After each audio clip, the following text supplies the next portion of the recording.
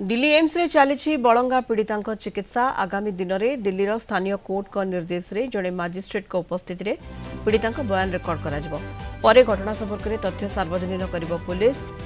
एबे तदंत शेष पर्यायर पहुंची समस्त आईनगत दिग को दृष्टि रखी तदंत कर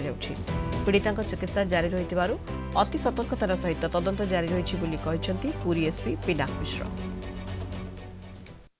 पीड़ितार ट्रिटमेंट और रिकवरी आपण जानते एबे विक्टिम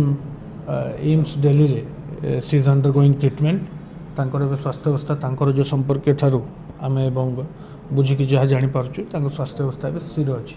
द्वितीयतः है इन्वेस्टिगेशन बा तदंत ये संक्रांत जो केस तदंत आम ठिकणा ढिंगरे ये केस तदंत चली एबे तदंतकारी अधिकारी जो डीएसपी रैंक ऑफिसर जे तदंत भार ग्रहण कर प्रथम जे तदंत नहीं ओआईसी बलंगा दुई जन मिसी जाइंट दिल्ली अभिमुख यात्रा कर आहरी पुंखानुपुंख भाव में तदंत करेंगे। तो आईनगत प्रक्रिया थाए गोटे केस रे जे आम